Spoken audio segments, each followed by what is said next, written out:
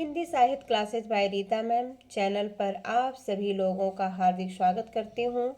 आज मैं पुनः लेके आई हूँ गोस्वामी तुलसीदास द्वारा रचित लक्ष्मण मूर्छा और राम का विलाप पार्ट 3। तीसरा पैराग्राफ मैं लेके आई हूँ। जैसा कि आप सभी को पता है कि हम लोगों ने 2 पैराग्राफ पढ़ लिए हैं और आज हम देखते हैं। कहते हैं कि जब यहाँ पर बानर और भालुओं की सेना व्याकुल है, परेशान है, सभी लोगों करुणा में है यानी कि शोक में है, उस तुरंत तभी हनुमान जी का आगमन होता है और यह शोक की जो लहर बानरों और भालुओं के सेना में थी वहाँ उत्साह रस का संचार हो गया है। और उसके बाद से हर्ष राम भेटे हनुमाना, खुशी के साथ झूमते हुए राम जी हनुमान जी को क्या करते हैं, गले लगा लेते हैं। अति कृतज्ञ प्रभु परम सुजाना, सब कुछ जानने वाले प्रभु जो है वह कृतज्ञता जाहिर करते हैं हनुमान के प्रति। और तुरंत वैद्य तब कीनी उपाय, और तुरंत वैद्य आते हैं और वैद्य उपाय करके यानी कि दवा करते हैं। और उठ बैठे लक्ष्मण हर्षाई, और उसके बाद से जब उनको दवा पिलाया जाता है तो लक्ष्मण जो है वो उठ बैठते हैं, अर्थात लक्ष्मण की मूर्छा जो है वो दूर हो जाती है। हृदय लाई प्रभु भेटहु भ्राता, और हृदय हृदय लगा लेते हैं अपने हृदय से। प्रभु राम जो है अपने भ्राता अपने भाई को हृदय से लगा लेते हैं। हर्षे सकल भालु कपि ब्राता, ब्राता मतलब होता है झुंड और हर्षे मतलब खुशी।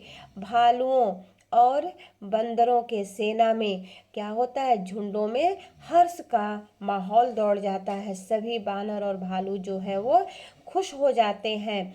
कपि पुनि वैद तहाँ पहुँचावा, जहाँ से कपि अर्थात हनुमान वैद को लेकर के आए थे वहाँ उस वैद को पहुँचा देते हैं। यही विधि जिस विधि से उन्होंने लाया था, कपि जिस विधि से किसको लाए थे, वैद को ले आए थे, उसी विधि से उनको तवही ताहि लई आवा।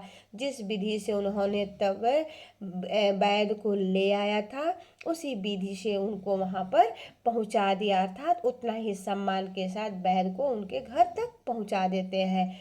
यह वृतांत दशानन सुनेऊ, जब यह वृतांत कहानी दशानन यानी कि रावण सुनता है, कौन सी कहानी, कौन सा वृतांत सुनता है कि लक्ष्मण का मूर्छा दूर होने का, तो अति विषाद यानी कि बहुत दुखी के साथ पुण्य पुण्य अपना सिर धुनता है, बार बार अपना सिर धुनता है अर्थात सिर पटकता है।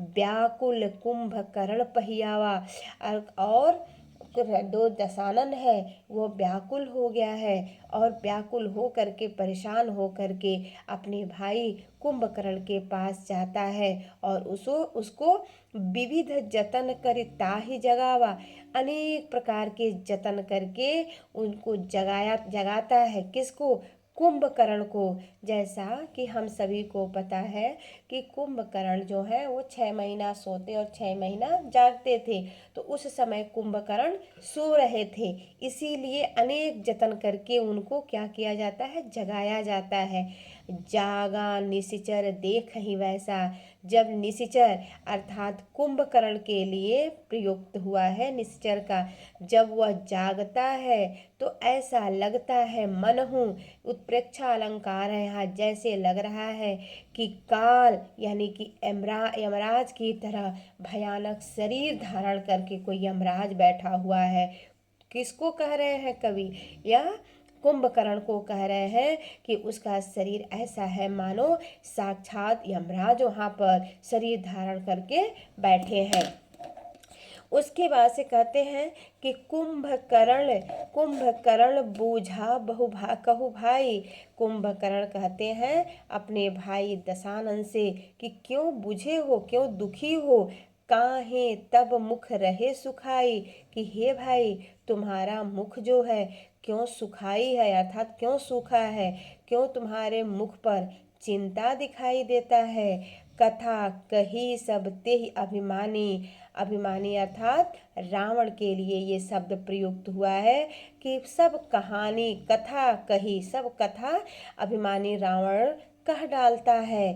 जेहि प्रकार सीता हरिलानी, जिस प्रकार उसने सीता का हरण करके लाया था वह सारी कहानी कुंभकर्ण को बता देते हैं।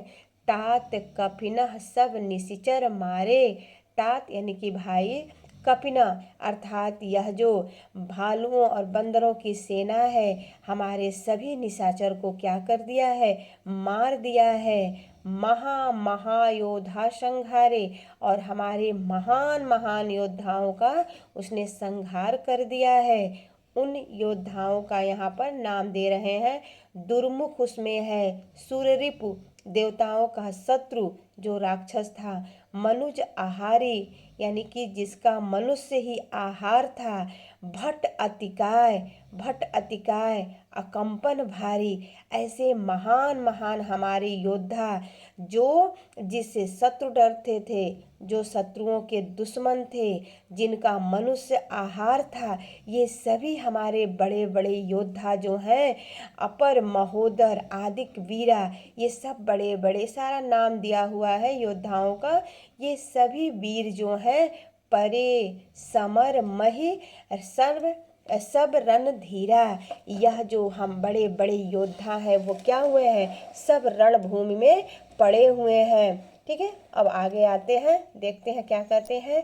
सुनि दस कंदर बचन तब कुंभकर्ण बिलखान, दस कंधर अर्थात रावण के वचन को सुनकर के, सुन दस कंधर वचन तब कुंभकर्ण बिलखान, रावण के इस वचन को सुन करके कुंभकर्ण बिलखने लगता है, रोने लगता है और क्या कहता है, जगदम्बा हरि आनी अब सठ चाहत कल्याण, कि हे सठ, हे मूर्ख, तुम जो है जगदम्बा का हरण करके लाए हो और तुम अब कल्याण चाहते हो, अर्थात तुम्हारा कल्याण अब संभव नहीं है। क्यों नहीं संभव है?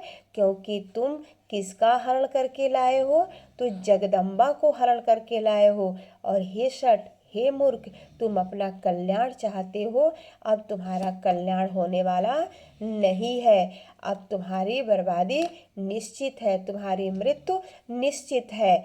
इस प्रकार से आज हमारा यह जो चैप्टर है तुलसीदास द्वारा रचित कवितावली लक्ष्मण मूर्छा और राम का विलाप आज समाप्त होता है। धन्यवाद मेरे बच्चों, धन्यवाद आप सभी का।